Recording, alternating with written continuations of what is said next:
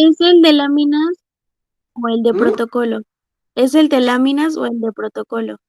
No, vamos a leer la imagen que tengo para Ah, que ok. vaya explicando más o menos la forma en la que se va a estructurar la prueba. Buenos días muchachos, vamos a explicar la prueba NeuroSí, empezamos, es la primera sesión del taller práctico que vamos a realizar todos. Ya los documentos los tienen este, en la plataforma, se encuentra el manual, en la segunda parcial se va a encontrar el material. Accedan a la carpeta y ahí van a encontrar las láminas y el protocolo de ejecución, ¿vale? Avi en este momento nos va a apoyar a la lectura de la ficha técnica de la prueba Neuropsi, de evaluación psicológica breve de español. Ahora sí, Avi, apóyenos con lo que se ve en la pantalla mientras ve mis ojos inquisidores.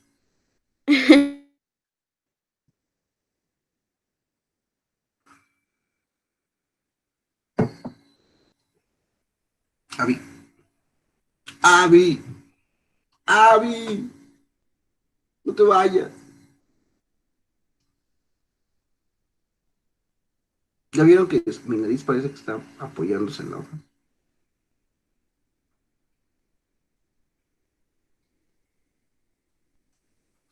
Ah, la perdimos. Fue como Jackie Rose. ¿Alguien más que nos pueda apoyar en lo que se Profe. incorpora? Muy bien, Bruno, gracias. A ver, dice, ¿arriba de características o de abajo de características? Arriba, es un instrumento. Ok, es un instrumento breve, confiable y objetivo que permite evaluar un amplio espectro de funciones cognitivas en pacientes psiquiátricos, geriátricos, neurológicos y pacientes con diversos problemas médicos. Incluye protocolos y perfiles de calificación para la evaluación cognitiva de población con nula escolaridad y para individuos con baja y alta escolaridad. Muy bien, muchas gracias, Bruno. ¿Qué nos está diciendo esta prueba? Esta prueba nos está explicando algunas situaciones. Uno, que es parte de una batería. Cuando vean, toda esta información la van a ver a detalle un poquito más adelante cuando vean pruebas psicológicas o construcción de pruebas psicológicas, pero dentro de la estructura del manejo, dentro de la previsión que necesitamos ahorita para manejar un instrumento neuropsicológico base, vamos a adelantarnos. En pruebas psicológicas hay tres categorías. Las pequeñas pruebas que son pruebas de cribado, pruebas de observar, pruebas iniciales que nos van a permitir saber si un paciente está en una o en otra posición, hace o no hace. Dos, es observar si el paciente se encuentra, bueno, el segundo nivel son pruebas específicas en donde evaluamos un aspecto en particular de una manera profunda, o la memoria, o el trastorno de déficit de atención, o el tamizaje de la locura, etcétera, ¿sale?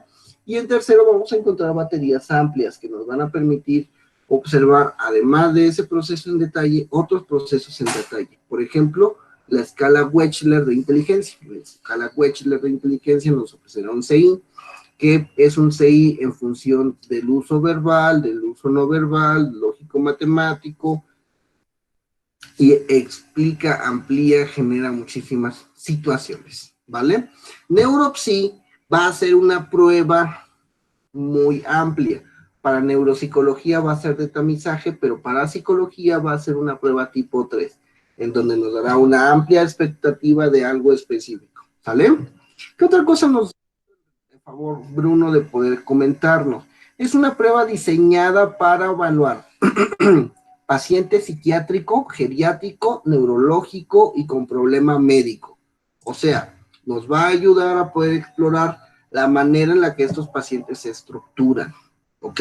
La finalidad de la prueba no es aplicar la prueba en sí, es que nosotros tengamos facilidad diagnóstica, facilidad para la identificación del síndrome que hemos ido revisando durante toda la clase. Situaciones distintas, difíciles, complicadas, patológicas que puedan tener las personas que recurren a nosotros. ¿Vale? Otra cosa nos está diciendo Bruno, que estos protocolos son para personas con nula escolaridad, baja y alta escolaridad. Significa que la escolaridad es un factor que diferenciador de las cosas que vamos a revisar, ¿cierto? Cuéntenme, muchachos, ¿qué otras cosas creen que tengan influencia en la manera de la ejecución? Arianet, buenos días. En la forma de ejecutar nuestras pruebas psicológicas.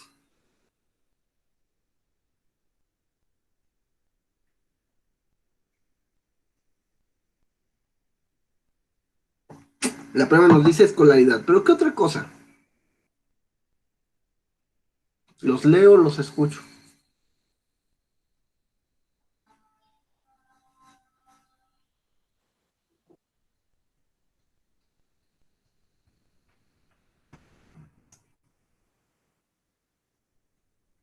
Liz quería platicarnos algo, hable, no pasa nada. Abigail ya se conectó desde otro Facebook.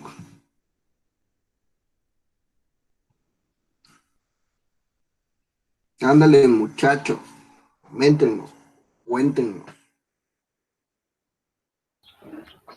Profe, que evalúa cosas como la memoria y La edad. el No, lenguaje. la pregunta es distinta, Fátima. La edad. ¿Qué factores influencian los resultados de las pruebas neuropsicológicas?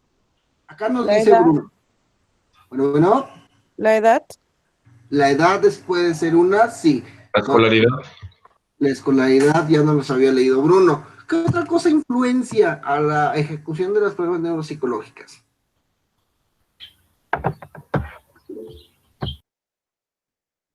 No pasa nada, güey. El tipo de trabajo, recuerden que ya lo habíamos visto de manera indirecta cuando vimos el tema de función psicológica superior en la expectativa histórico-cultural. Cuando nosotros buscamos, promovemos el uso de cierta actividad, de cierta tarea, nosotros maximizamos nuestras capacidades psicológicas inferiores como la memoria y la atención y las promovemos sociales y mediatizadas por el lenguaje, que a su vez nos permiten hacerlas amplias, superiores, complejas. No es lo mismo que yo haya ido a una escuela solamente la primaria y después esté ejerciendo trabajos más mecánicos, a que yo tuve la oportunidad de asistir a una universidad y ejerzo trabajos más intelectuales. ¿Cuál sería la diferencia entre ejercer un trabajo mecánico y un intelectual? Así a grosso modo. ¿En qué creen que sean distintos los cerebros? Profe, que el trabajo mecánico es basado en unas reglas que ya están establecidas o que tienen un sistema, o es parte de un sistema, y un trabajo intelectual sería que cada vez que sea un trabajo nuevo va a haber varias posibilidades de resolverlo, no solamente una. Profe, en los hemisferios. Hemisféricamente sí, pero de hecho el hemisferio se relaciona con la lateralidad, que llegaremos más allá. Me agrada la aproximación que tiene hoy. Ahorita les digo quién fue. ¿Quién fue? Yo, profe, Fátima. La que tiene Fátima nos dice, mira, si una persona hace un trabajo mecánico, pues ya está establecida una regla que un intelectual que tiene que innovar o que tiene que solapar situaciones. Vamos por ahí, pero no necesariamente de esa manera. Imaginemos dos compañeros que nacieron en el mismo mes y que han estado durante toda su vida en primaria y en secundaria. Llega la prepa y se separan. Estas personas son... pues son, no lo pongamos en México, para que no lo creamos tanto. Son alemanes, entonces en Alemania hay una selección de personas que van para tareas técnicas y hay una selección de personas que van para tareas universitarias, ¿vale? Digamos que uno de estos amigos que vivieron más o menos la misma formación en todos los sentidos, más o menos la misma alimentación, más o menos el mismo estilo de crianza, se va para repostería técnica, y la otra persona se va para un proceso de enseñanza de medicina. Pasan los años y se resuelven. ¿Cómo creen que estén estimulados esos cerebros? Y vámonos a cerebro, que es lo que vamos a evaluar con estas pruebas. Probablemente el parietal del muchacho técnico esté más y mejor desarrollado que el del médico. El del médico, el frontal, lo va a tener muy desarrollado, probablemente las áreas temporales, porque necesitó estructurar muchas situaciones mnemotécnicas para aprenderse libros, para aprenderse procedimientos. Sin embargo, la coordinación mano-ojo que nos los da el occipital y la manera de estructuración técnica del uso de fuerza, de momentos, de mecánica, de uso de formas para moverse, lo va a tener mejor desarrollado el obrero técnico en repostería. ¿Me doy a entender? No es que uno sea mejor que el otro, es que los cerebros se especializan en función de los trabajos que tenemos. Recuerden que era un regalo de percepción que nos había dado la histórico-cultural. La histórico-cultural nos mencionaba, ¿sabes qué? Pues hay muchas cosas, entre ellas el trabajo que va a hacer la formación de las funciones psicológicas superiores. Y las manos, el empleo, la realización de objetivos es lo que nos iba a cambiar. Ok, veamos lo que nos dice Abby con el hemisferio. ¿Alguien conoce o alguien tuvo entre sus conocidos personas que les fueron forzados a escribir con la mano derecha?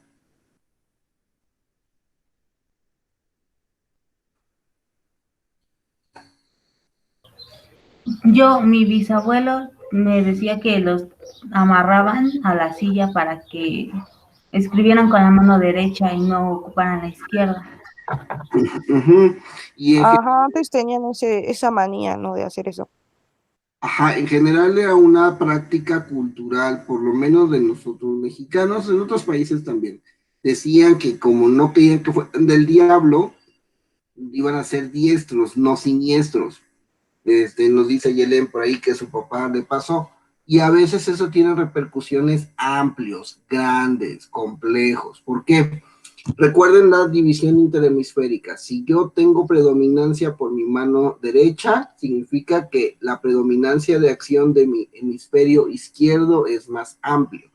¿Sale? Estoy predominantemente asistido por la izquierda. En este caso, ¿qué es lo que va a trabajar o prioritariamente va a manejar el hemisferio izquierdo? Información tácita específica de símbolos y signos. El hemisferio derecho, a su vez, nos va a permitir la exploración amplia y vaga de una manera traspolada de la información, en donde el izquierdo es la figura y el derecho es el fondo. Entonces, dentro de esa mecánica, si nosotros forzamos y tenemos más predominancia por la interpretación del mundo, amplio, bonito, claro, complejo en su funcionar, voy a ir forzando que mi hemisferio no predominante sea el que me permita realizar las tareas mecánicas, y mi lóbulo parietal va a tener una mecánica de acción distinta a nosotros. Ok, ¿a qué nos arriesgamos cuando hacemos esos cambios interhemisféricos o esas predominancias hemisféricas? Pues que a lo mejor cuando estoy escribiendo la B, que quiero hacerla una B, la convierto en una D porque no estoy muy seguro de dónde es mi derecha y dónde es mi izquierda.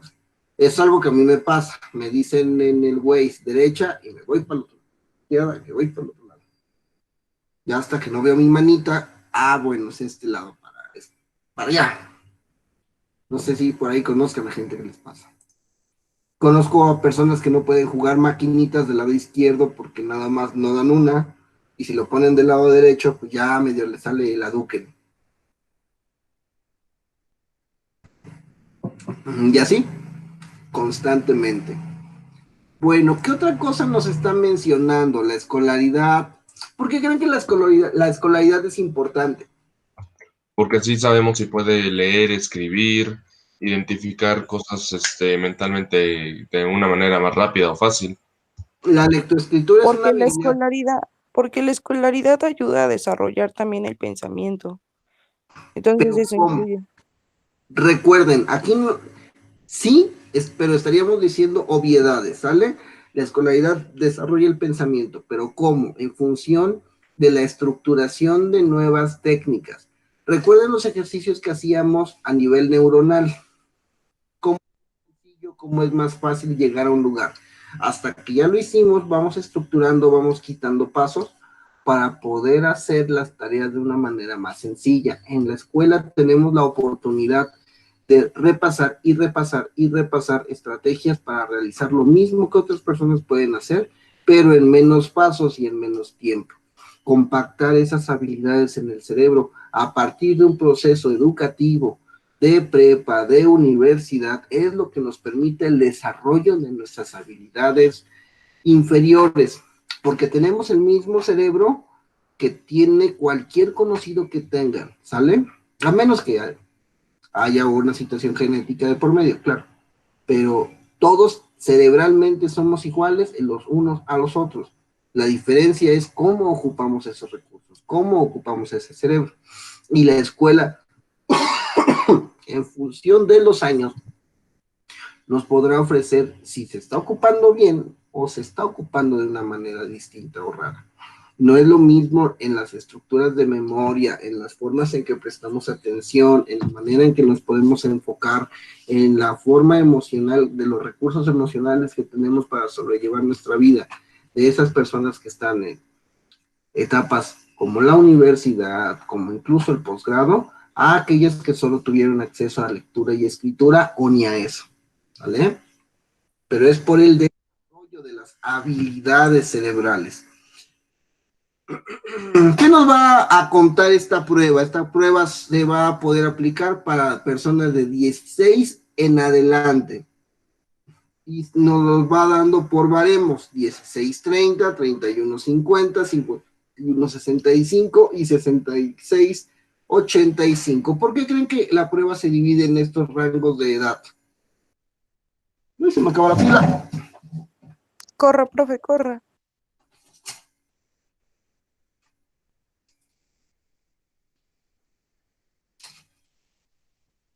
¿Por qué creen que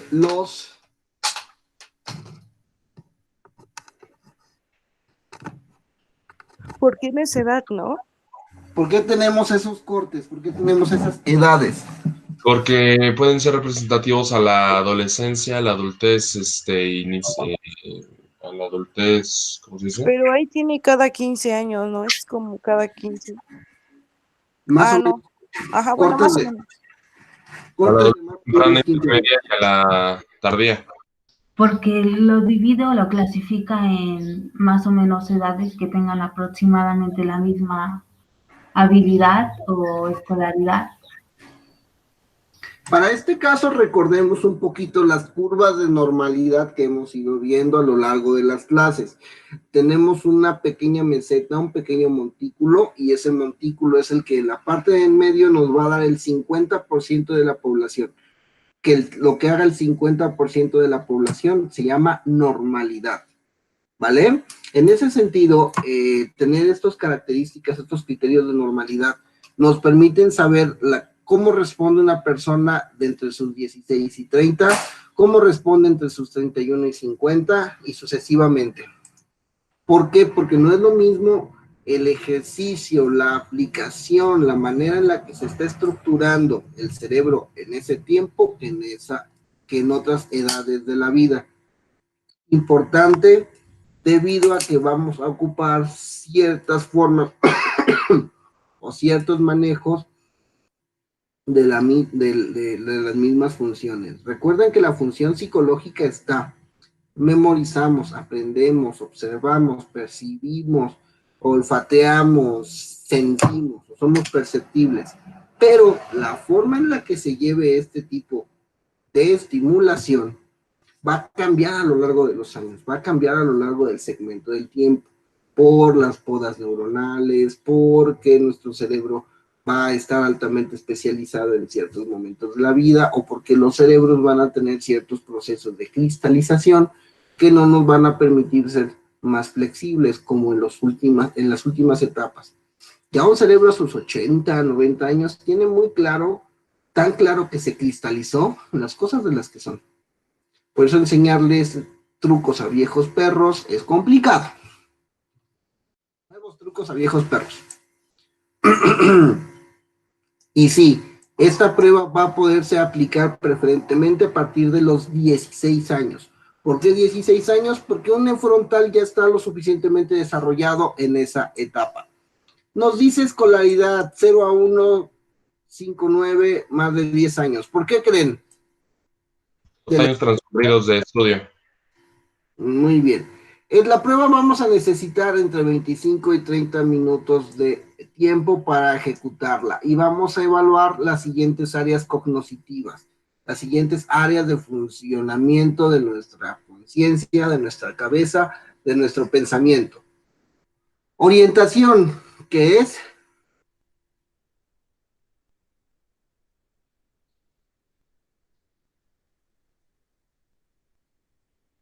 La orientación de espacio y de tiempo. Tiempo, espacio y persona. Muy bien. ¿Esta orientación de dónde va a salir? ¿Quién lo va a regular? Cuéntenme. Ah, yo sí, aguante.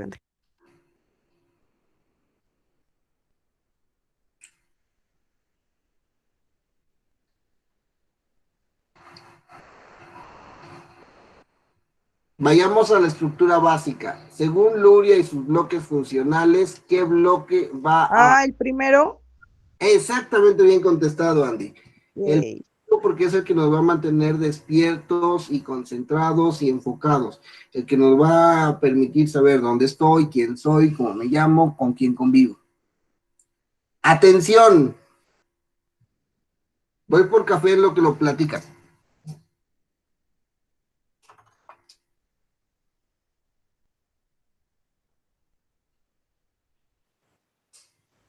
El segundo. El segundo puede ser, como lo dijo Marta Olga, ¿no? En su PDF. Ajá. Es Yo digo que la atención y la concentración el segundo, pero porque el otro, acuérdate que nada más nos despierta y el otro recibe información del exterior. Ajá. Pero también la forma en la que pone como ese énfasis en algo. ¿Cuál? Ay. La segunda, atención y concentración. ¿Dónde van a descansar los procesos atencionales? Igual que uno, probablemente en primer nivel del bloque 2. ¿Sale? En lóbulos frontales, probablemente la atención esté descansando en el frontal. ¿Va? Por este switch vamos a estar ahí, pendiente. Memoria, se entiende, lóbulo, manejo del lóbulo temporal, lenguaje, prefrontal parietal, procesos visoconstructivos. ¿Qué es un proceso visoconstructivo, muchachos?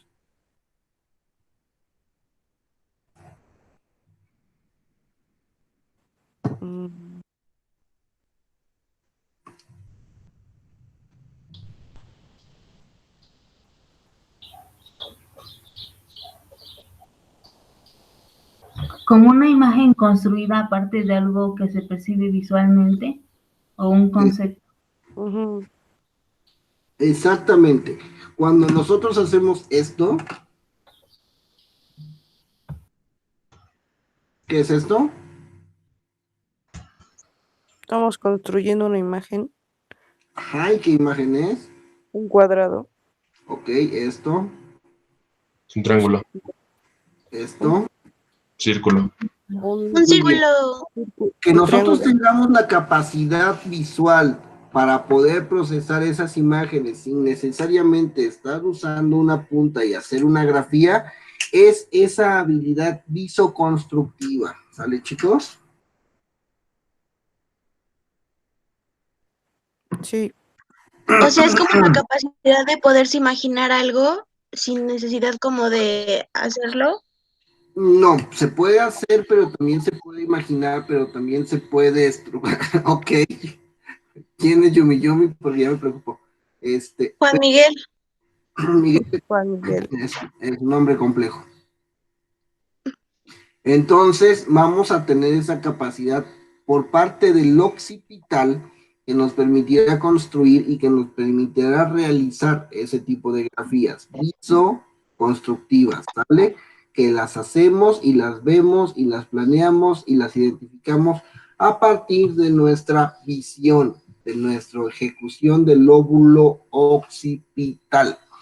Vamos a tener estas funciones ejecutivas. Ya habíamos mencionado que las funciones ejecutivas son por parte del prefrontal.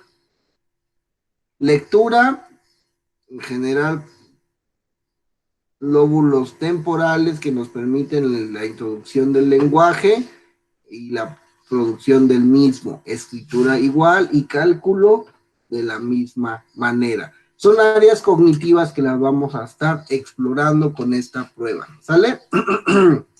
Cuando las personas tienen un proceso normalizado, significa que las pruebas se hacen en función de observar si están midiendo o no las situaciones. Esta prueba está estandarizada en una muestra de 800 sujetos normales hispanohablantes de entre 16 y 85 años. ¿Qué significa eso en cristiano? Que agarraron a 800 personas distribuidas entre todas estas características de edad, escolaridad, bla, bla, bla, bla, bla, bla, y le aplicaron la prueba y vieron que la prueba fuera consistente dentro de sí misma. O sea, que en verdad midiera lo que tenía que medir. Vamos a poner una pequeña, un pequeño ejercicio mental para que sepamos más o menos de lo que hablamos. Imagínense que ustedes se vuelven los mejores psicólogos del universo en Puebla, del mundo mundial. Son más fuertes como psicólogos que Hulk. Pongamos un ejemplo, a Bruno. Bruno es el mejor tipo psicólogo habido y por haber del universo, ¿vale? Todo el mundo quiere tomar sesión con él, todo el mundo quiere que lo toquen, llevan bebés para que sean besados por sus labios. Entonces, Bruno, durante 15 años de trabajo previo, durante 15 años de experiencias, nos va a regalar la prueba del picaporte. Bruno se da cuenta que en estos 15 años de experiencia, que a veces le salen bien unos procesos, que a veces los pacientes no logran tener cambio, entonces se da cuenta que la única situación que diferencia o que a él le permite saber cuando sus intervenciones serán positivas o no tendrán repercusión, es cuando el paciente entra a su consultorio. Y una vez que sale, si el paciente gira la perilla al lado derecho, al paciente le va a ir bien. Pero en cambio, si el paciente gira la perilla del lado izquierdo, el paciente le va a ir no tan bien. ¿Se entiende? A la derecha le va bien, a la izquierda no le va bien. Bruno sabe que esta información es importante porque así él puede predecir lo que le va a pasar a sus pacientes. Es un ejercicio mental, chicos, no se la crean. Y esa es la mecánica que se tiene de las pruebas. Las pruebas debemos de saber cuándo nos sirven para predecir una cosa y cuándo nos sirven para negar otra. En ese caso, Bruno, con sus 15 años de experiencia, ha revisto a más de 3,000 pacientes, ¿no? Entonces, es más o menos una situación normativa que va presentando el caballero. Se da cuenta que dentro de esta situación, Bruno, no todas las personas responden igual, no todos los sujetos que se encuentran con él hacen lo mismo. se da cuenta que del 100% de efectividad de la prueba, cuando son personas entre los 15 y los 35 años, realmente no les funciona tanto porque logran 70-80% cumplir la predicción. Pero si son arriba de los 50 años, hay canijo, 95% de la predicción cuando se hace esa mecánica. Lo mismo vamos a ver en esas características normativas de la prueba. Está estandarizada con 800 ejecuciones, con 800 personas que hicieron lo mismo y que lo hicieron consistentemente entre 16 y 85 años en divisiones de 16-30, 31-50, 51-65 y 66-85 años. Así como dividieron rango educativo. ¿Se entiende? El material... Profe, existe... Perdón. Sí. Mi pregunta es si existe una cifra exacta a la que se debe llegar para estandarizar una prueba.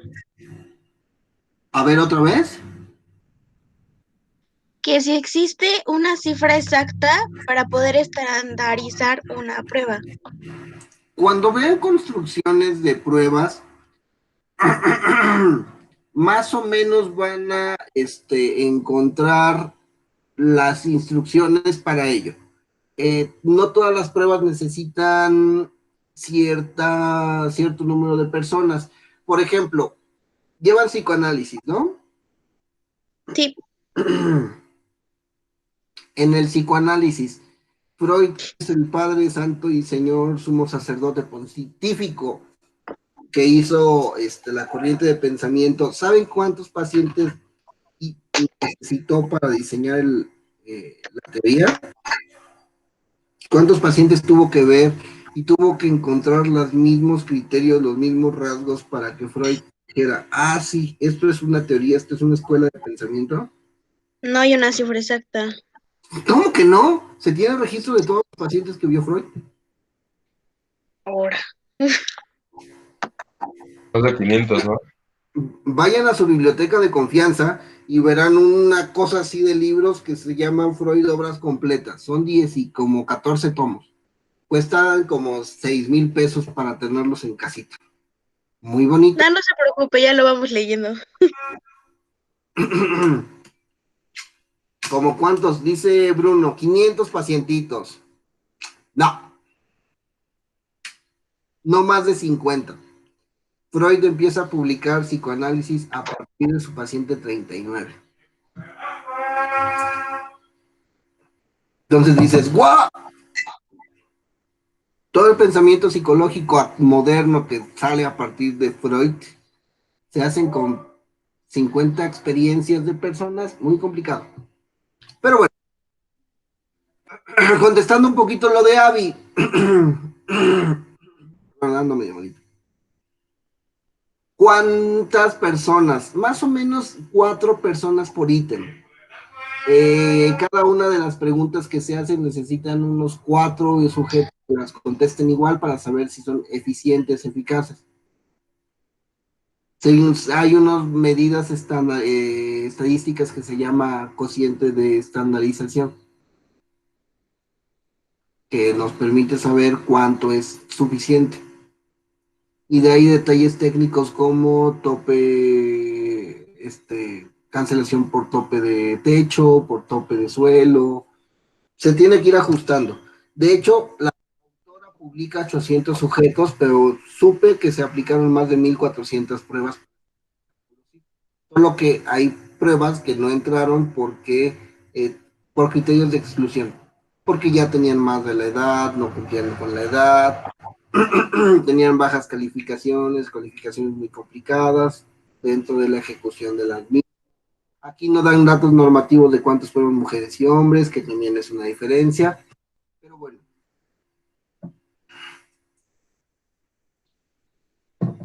Es algo que hay que ir observando, ¿sale? Y dentro de estas normas, bueno, dentro de esta prueba vamos a encontrar el material de un manual de instrucciones, láminas, protocolos de registro, perfiles de ejecución. Los perfiles se los voy a cargar un poquito más adelante, Ahorita ya tienen manual, láminas y el protocolo, ¿sale? Y las calificaciones vamos a ir viéndolas alrededor de la clase. ¿Por qué? Porque las calificaciones nos solicitan una cualificación. ¿Qué es una calificación cualitativa, chicos?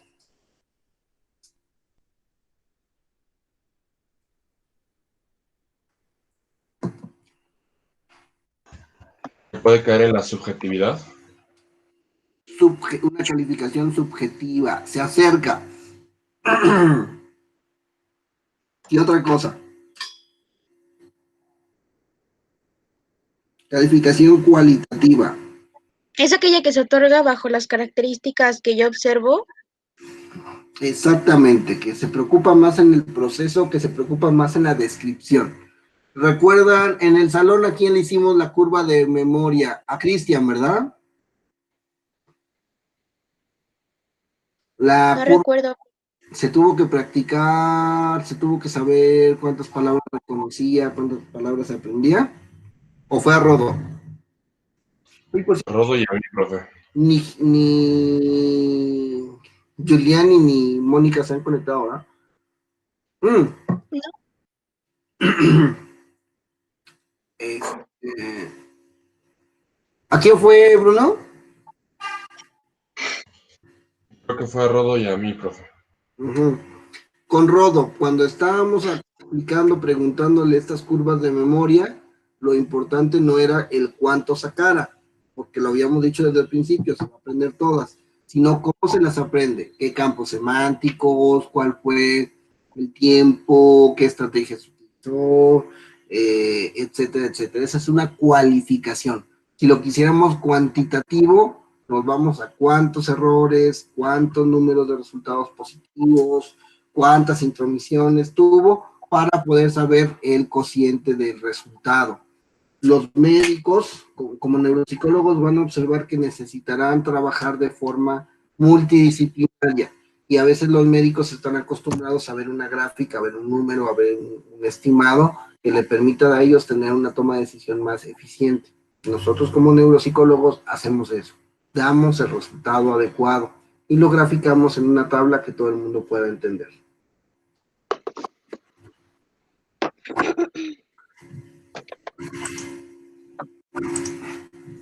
Bueno,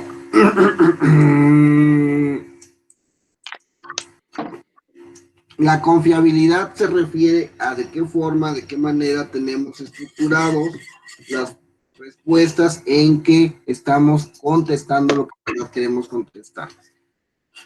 Si regresamos al ejemplo de la prueba del picaporte, podríamos decir que es una prueba que nos permite saber de qué forma está estructurada la misma, pero curiosamente, en la prueba del picaporte, también podríamos predecir si van a comer algo después de la terapia. Si lo hacen a la derecha, lo comen, si no lo hacen, si lo hacen a la izquierda, no lo comen. Y así es como vemos qué tipo de preguntas, qué tipo de respuestas son válidas para determinada acción. Cuando se refiere al test retest, es de que el resultado de la aplicación de estas pruebas están a lo largo de todas las personas. En verdad, representa lo que quiere ver. La validación se refiere a que además de que lo hacemos en la normalidad, lo logramos también en la patología. Cuando nos encontramos contra casos patológicamente muy claros, vemos de qué forma están interactuando con demencia, con accidentes cerebrovasculares, con traumatismos, etcétera, etcétera, ¿vale? Y las áreas de aplicación pues, están utilizadas en evaluación cognitiva de individuos que sospechan alteraciones cerebrales. La prueba se utilizará para personas que sospechemos daño. ¿Alguna duda hasta aquí? No, profe. Bueno, ¿qué es lo que vamos a encontrar en la prueba? Permítanme un segundo.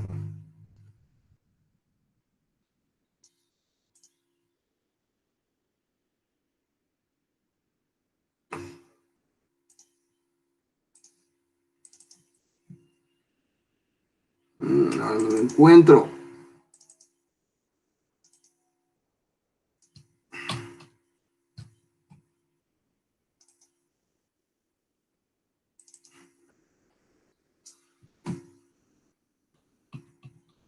Y aquí está. ¿Qué es lo que vamos a encontrar en la prueba? Si pueden descargar su archivo a todo dar, el archivo de la... ¿Sale? Vamos a ir encontrando una sensación de datos generales: nombre, edad, sexo, lateralidad, motivo de consulta, fecha, escolaridad y ocupación. Cuando vean un poquito mejor pruebas psicológicas, se darán cuenta que las pruebas psicológicas tienen un tiempo de validez. ¿Cuál es ese tiempo de validez?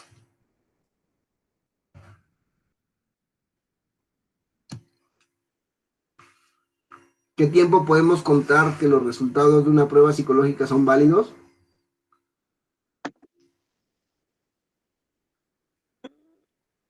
Más o menos.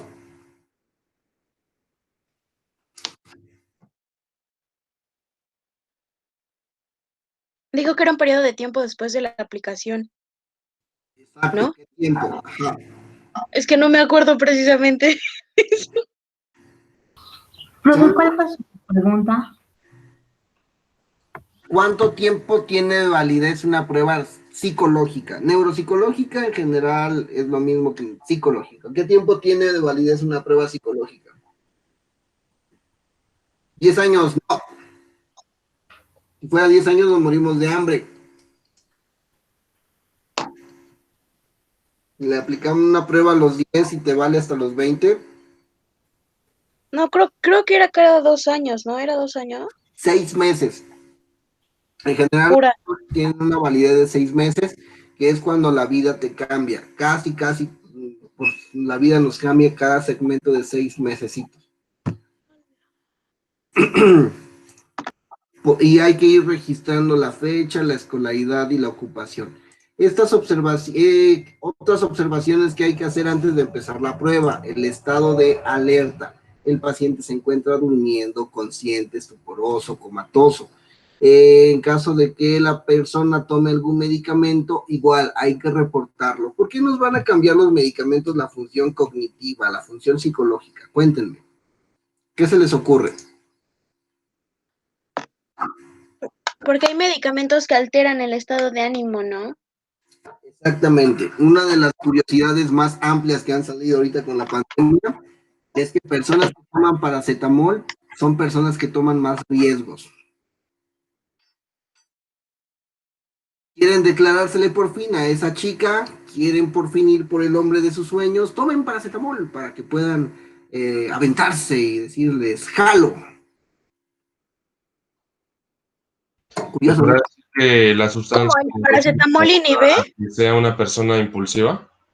No inhibe, hace más impulsivo la toma de decisiones cálidas. O sea, ¿quieres comprarte esa motocicleta? Toma paracetamol para que andes en tu nueva Ducati.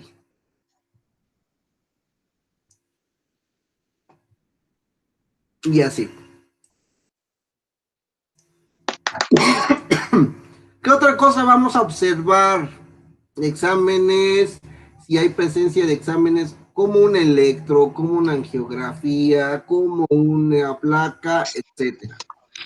¿Qué otras cosas tenemos que considerar antes de aplicar una prueba neuropsicológica? Los antecedentes médicos. ¿Por qué es importante saber que existe hipertensión arterial, diabetes, tiroidismo? ¿Qué se les ocurre? Para verificar si esa persona se tuvo un daño físico o algo así, para poder corroborar en caso de que tenga una incapacidad o discapacidad. Ajá. Cuando no tanto de la capacidad o de discapacidad, recuerden que estamos valorando, o que esta prueba va a observar el cerebro. Esta prueba va a observar la forma en la que nuestra cabecita está presente. Y la hipertensión nos puede hacer hipersensibles a alguna condición vascular, los pulmones a una mala oxigenación, el alcoholismo a algún tipo de demencia Wernicke-Korsakoff, La farmacodependencia nos dice que el lóbulo prefrontal dorsolateral se encuentra comprometido en la ejecución de todas estas tareas. La disminución de agudeza visual o auditiva nos compromete los analizadores, el segundo bloque funcional en el primer nivel de lóbulo occipital y parietal, así como rasgos del temporal, que los traumatismos craneoencefálicos vamos en general a observar una necesidad porque el encéfalo se encuentra inflamado. Con diabetes podemos sospechar de cuadros multisistémicos. Cuando hay diabetes, sobre todo, tenemos cristalización del pensamiento presente. Accidentes cerebrovasculares los vamos a tener igual con las vascularizaciones del cerebro. ¿Han visto platicar a Julio César Chávez? Bueno, pues él tiene un proceso vascular.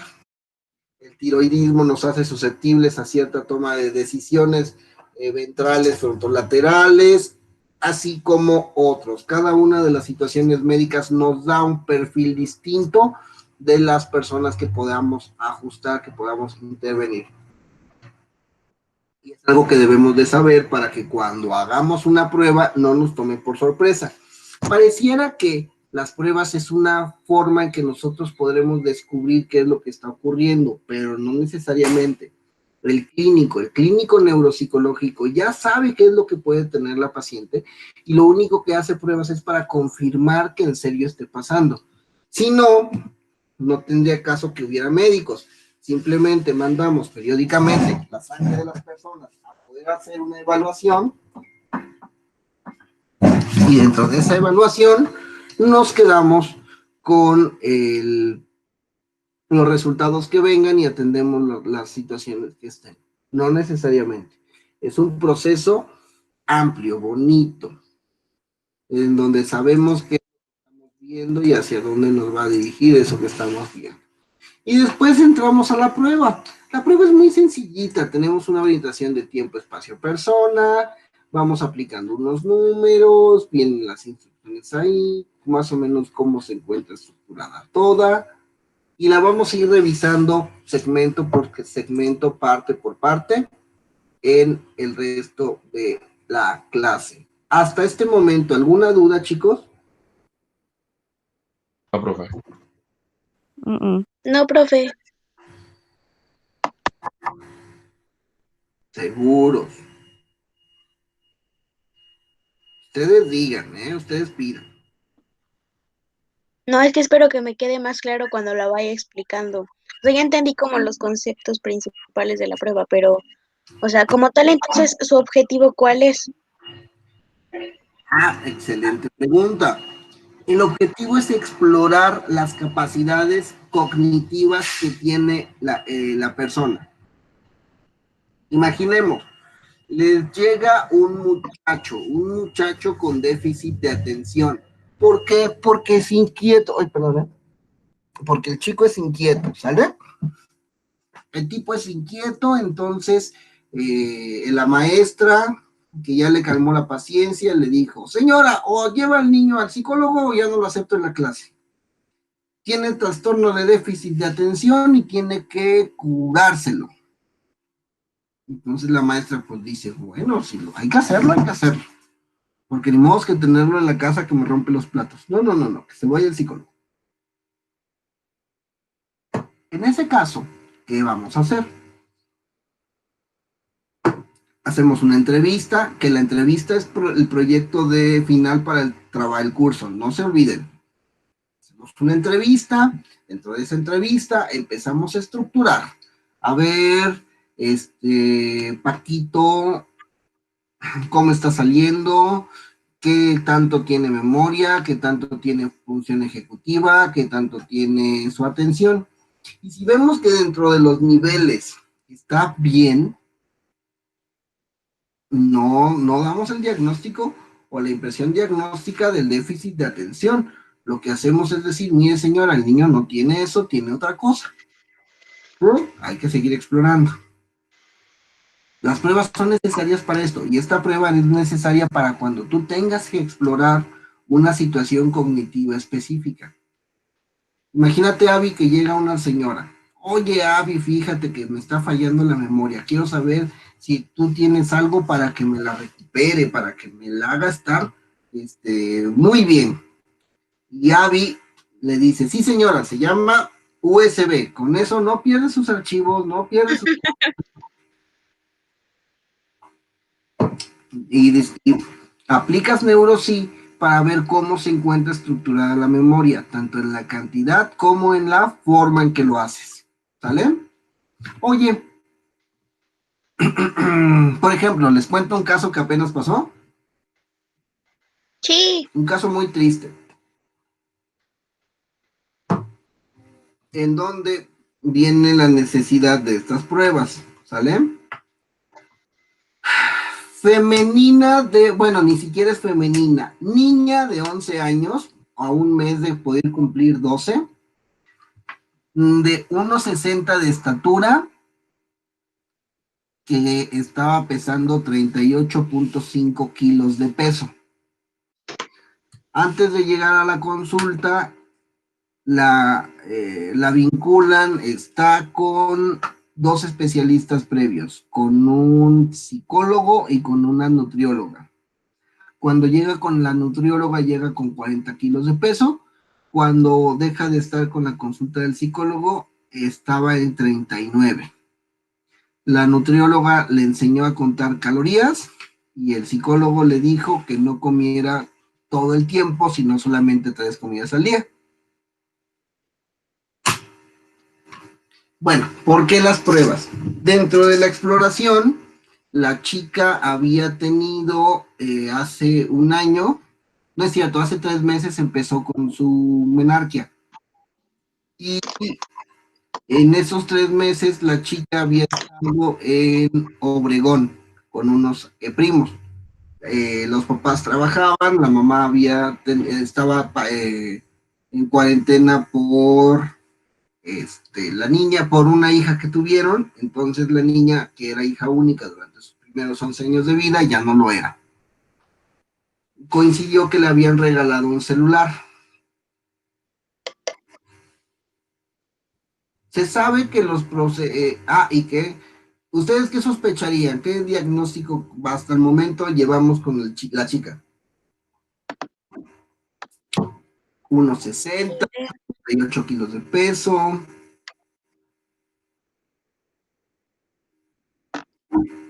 ¿Algún tipo de ansiedad? No. Oh, no. ¿Un trastorno? Sí, un trastorno de qué tipo.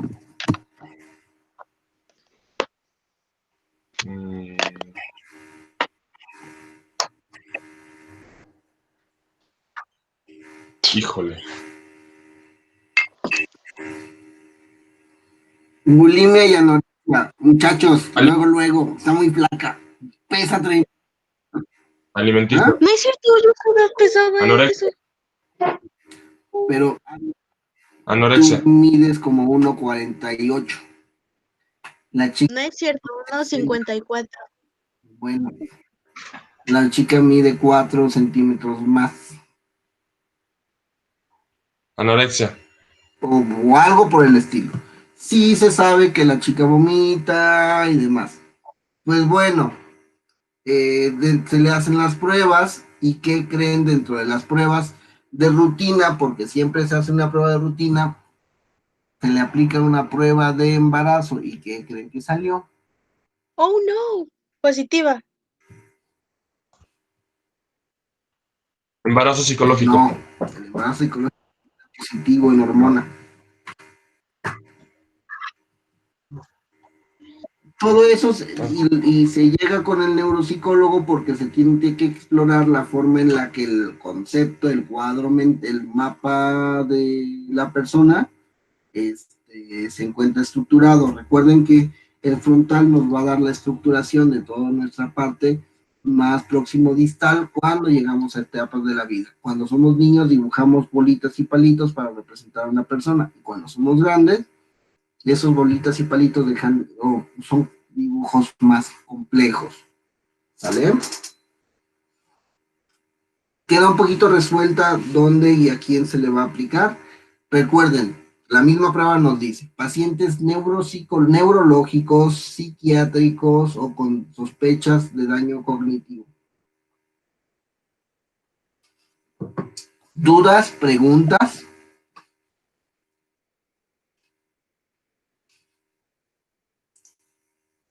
Ya tenemos la grabación.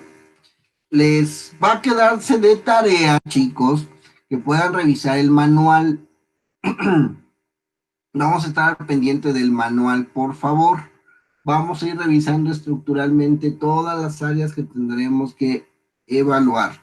Voy a dejarles un video, todavía no he podido colgarlo en YouTube.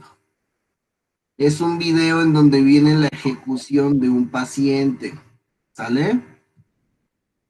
Viene una persona aplicando la prueba, a lo mejor no es la mejor forma, a lo mejor no es la mejor toma. ¿Sí lo están viendo?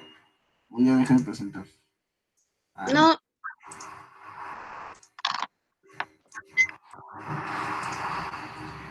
Dura algo así como 35 minutos, ¿sale?